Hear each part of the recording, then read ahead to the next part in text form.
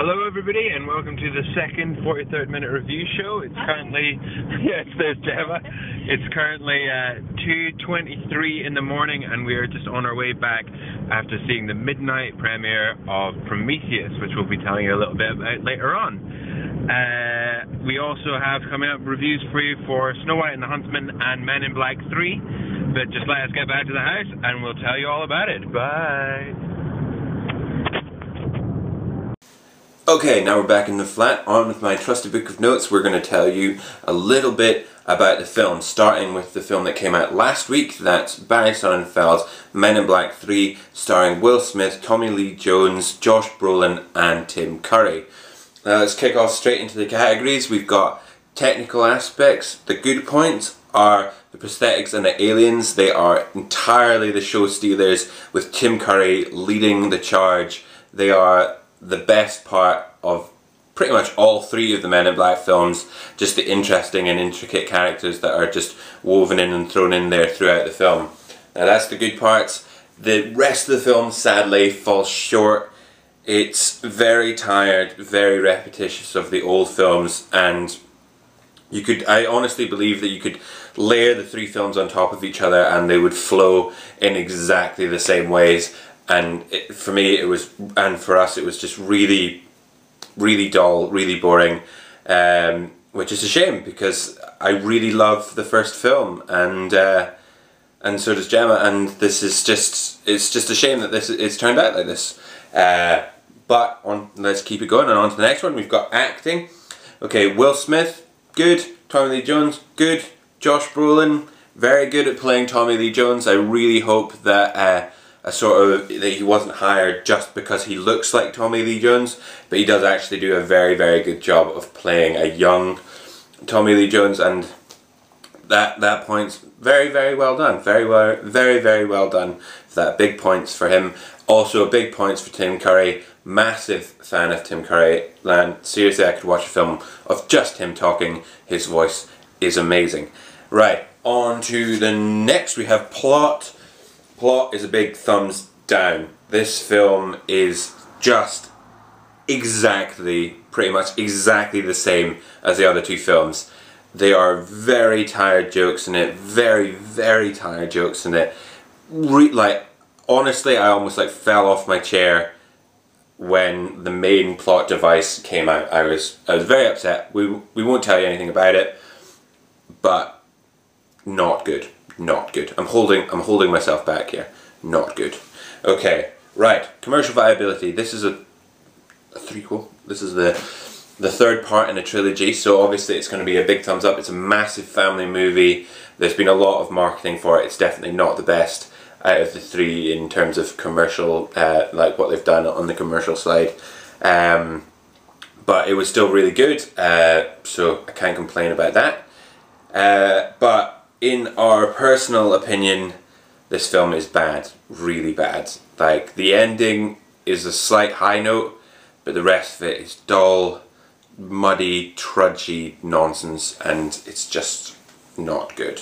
Okay, so we're gonna give it 1.5 stars. Right, next up we've got Snow White and the Huntsman, Rupert Sanders' first film. Very impressive, I have to say, to start off with. It stars Kristen Stewart, Chris Hemsworth and Charlize Theron, starring a very much an ensemble cast. In the latter stages, a lot of famous actors popping up here and there. But again, let's kick it straight off into the technical stuff. This film is really well made. We both agree that the sets and the direction and just the blends between everything are really genuinely wow moments. Like, quite a few just this is incredible moments throughout the film, with a really great blend between aspects of fantasy and aspects of reality, and it blends really easily between them, and you don't feel that it's disjointed or pulls you out from the film at all. And for us, big thumbs up. Big thumbs up. Acting, Charlize Theron, big show stealer here. Criminally underused at points throughout the film, but obviously as the adventure progresses she has to fade further into the background, but she is top notch. Kristen Stewart, however you pronounce it, she's good. a lot less mouth breathing than in the Twilight films. I've only seen the first one, but particularly bad.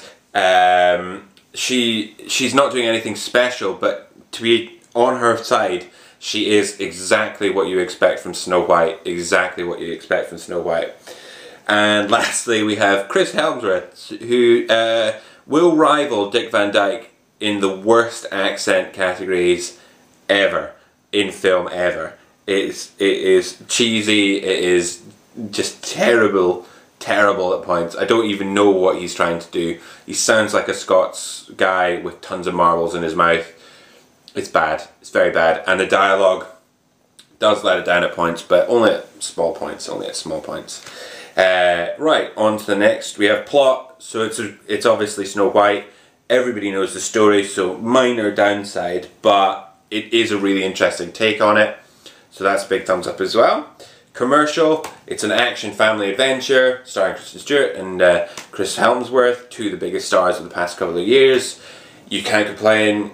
It is genuinely really good. They both did a really great job of selling it when they went to London for the premiere. The whole place, the green red carpet with all the forests, brilliantly done, and like loads of big fans. So again, massive thumbs up from us. Personal opinion, out of the three films that we've seen this week, like, it was definitely the surprise hit for me. There are downsides, but I did actually really enjoy it, and so did Gemma, and so we've got a big thumbs up from us, and we are actually going to give it a very surprising 4 stars. Finally, we have Prometheus, Ridley Scott's prequel-esque thing to Alien, starring Noomi Rapace, Logan Mitchell-Green, Michael Fassbender and Charlize Theron. Now they are a collection of interesting names. I apologise in advance for any of my pronunciations of those names, but I think I did pretty well. Gemma's smiling at me over there in the corner, so I think it was okay done like that. Right, let's get straight into it. Technically, this film looks really pretty, very pretty indeed, with the opening sequence. We saw it in 3D, and normally I hate going to see 3D. Gemma's nodding in the background, she hates 3D too. But at the start, it's great. Later on, pointless, but it's okay. Looks nice, and the H.R. Geiger stuff, which anybody who's seen the Alien films will know and recognise, it all looks really great, but as the film progresses, the greys and browns that are used are very overpowering because you're in tunnels, then you're in the ship, and it becomes really dull and repetitive and really boring. So half good. Starts well, gets progressively duller as it's going on. Yes. Also, being instructed in the background, a very big thumbs up for the first ever I've ever seen fainting in a cinema at a scene in the film. A girl full-on collapsed after one of the scenes in the film. We're not going to tell you what it is, but that's a thumbs up from... That's a thumbs up. Okay. That's a thumbs up from us. Right, acting. Michael Fassbender steals the show, as he often does. Gemma says, I've got a bit of a man crush on Michael Fassbender, as he's basically the best thing in most of the films that happen that he is in. The rest of the cast, they are good, but you really don't care about any of them, apart from Michael Fassbender. None of them stick out, none of them, they all do a valiant job of trying to stick out and trying to be exciting, but you don't care. You really don't care. And that's a shame. That is a shame. Plot. Now you can follow it. Is it good? No. This is definitely a Marmite film. I'm trying to bite my tongue at how angry I actually am at it. This film is sporadic nonsense. Like, it really is. Sporadic, pointless scenes which don't make any sense, don't have correction, like a collection of anything to the main plot line. There is a main plot line, but it's completely dwarfed by random nonsense that happens with no explanation and is never talked about again by any of the cast members, despite them all being in this terrible, terrible situation. Now, reining it back down. Sorry, let himself go a little bit there. But yes, on we go. Now, the commercial side of this film, so the plot, big thumbs down, but the commercial side, don't go and see the film, watch the viral adverts. Now, my friend Anthony, he said to me, I'm worried that the commercial, the viral adverts are going to be the best part of the film. Now, he was correct. They are definitely the best part of this film. Watch them, they're amazing. Don't watch the film, it's gash. Okay, so commercial, big thumbs up. Plot, big thumbs down. Personal opinion, big thumbs down. Like, I actually feel like crying because I was so excited about this film. I was so excited, and like, luckily for me, I saw a bad review of it before I saw it, so it was kind of like getting warned 3 seconds before being punched in the face.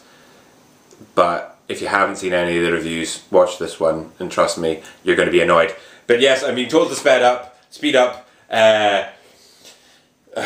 We give this film 2 stars. Sadly, very sadly. Sorry, Ridley. It's not Alien. And anybody going to see it that it's Alien, it's not Alien. It's not Alien. And bye. Thank you for watching the review show.